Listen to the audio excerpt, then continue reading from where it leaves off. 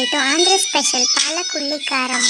ಇದಕ್ಕೆ ಅರ್ಧ ಕಟ್ಟಷ್ಟು ಪಾಲಕ್ಕು, 2 ಈರುಳ್ಳಿ, 1 ಫುಲ್ ಗೆಡ್ಡೆ ಬೆಳ್ಳುಳ್ಳಿ ತಗೊಂಡಿದ್ದೀನಿ. ಇಲ್ಲಿ ಈರುಳ್ಳಿ ಮತ್ತು ಬೆಳ್ಳುಳ್ಳಿ, 1/4 ಸ್ಪೂನಷ್ಟು ಧನಿಯಾ ಪುಡಿ, ಹಾಗೆ ಇನ್ನೊಂದು 1 ಸ್ಪೂನಷ್ಟು ಖಾರದ ಪುಡಿ. ನಿಮಗೆ ಖಾರ ಬೇಕು ಅಂದರೆ ಎಕ್ಸ್ಟ್ರಾ ಹಾಕ್ಕೋಬೋದು. ಇದಿಷ್ಟನ್ನು ನೀರು ಹಾಕ್ದೇ ಪೇಸ್ಟ್ ಮಾಡ್ಕೊಂಡಿದ್ದೀನಿ. ಇಲ್ಲಿ ಒಂದು ಬಾಣಲಿಗೆ ಒಂದು 2ರಿಂದ 3 ಸ್ಪೂನಷ್ಟು ಆಯಿಲ್ ಹಾಕ್ಕೊತಾ ಇದ್ದೀನಿ.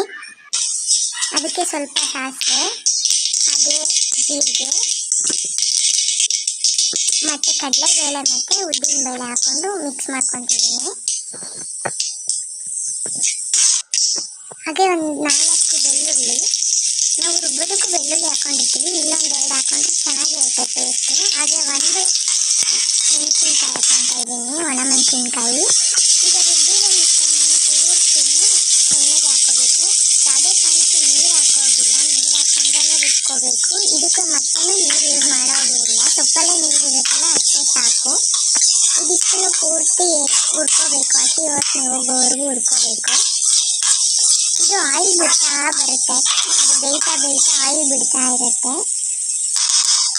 ಈಗ ಆಯಿಲ್ ಬಿಟ್ಟಿದೆ ಅಂದರೆ ಪೂರ್ತಿ ಬೆಂದಿದೆ ಅಂತ. ನಾನೀಗ ಕಟ್ ಮಾಡ್ಕೊಂಡಿರೋ ಪಾಲಕ್ ಸೊಪ್ಪನ್ನ ಹಾಕೊಂಡು ಮಿಕ್ಸ್ ಮಾಡ್ಕೊತಾ ಇದ್ದೀನಿ.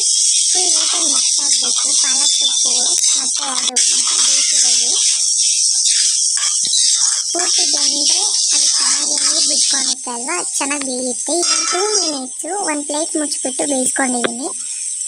ನಿಮಗೆ ರುಚಿಗೆ ತಕ್ಕಷ್ಟು ಉಪ್ಪು ಹಾಕೋಬೋದು. ನಾನು ಇಲ್ಲಿ ಇಬ್ಬರಿಗೆ ಮಾತ್ರ ಮಾಡ್ಕೊತಾ ಇದ್ದೀನಿ. ನಿಮ್ಗೆ ಏನಾದರೂ ಜಾಸ್ತಿ ಜನ ಇದ್ದಾರೆ ಅಂದರೆ ಕ್ವಾಂಟಿಟಿ ಜಾಸ್ತಿ ಮಾಡ್ಕೋಬೋದು. ಬಟ್ ತುಂಬ ಚೆನ್ನಾಗಿರುತ್ತೆ ಇದು. ಚೆನ್ನಾಗಿ ಹುರ್ಕೋಬೇಕು ಇದನ್ನು. ಇದು ಬೇಯ್ತಾ ಪೂರ್ತಿ ಎಣ್ಣೆ ಬಿಡುತ್ತೆ. ಈ ಥರ ಎಣ್ಣೆ ಬಿಟ್ಟು ಕಲರ್ ಚೇಂಜ್ ಆಗಿದೆ ಅಂತ ಅಂದರೆ ಪೂರ್ತಿ ಆಗಿದೆ ಅಂತ ಹೇಳ್ಬಿಟ್ಟು. ರೈಸ್ ಜೊತೆ ತುಪ್ಪ ಹಾಕೊಂಡು ತಿಂತಾ ಇದ್ರೆ ಒಳ್ಳೆ ಕಾಂಬಿನೇಷನ್ ಇದೆ. ಮನೇಲಿ ಒಂದ್ಸತಿ ಟ್ರೈ ಮಾಡಿ, ತುಂಬ ಚೆನ್ನಾಗಿರುತ್ತೆ. ಪಾಲಕ್ ಸೊಪ್ಪು ಹೆಲ್ತಿಗೆ ಒಳ್ಳೆಯದು. ಹಾಗಾಗಿ ಈ ಥರ ಒಂದು ಡಿಶ್ನ ರೆಡಿ ಮಾಡಿ. Thank you for watching.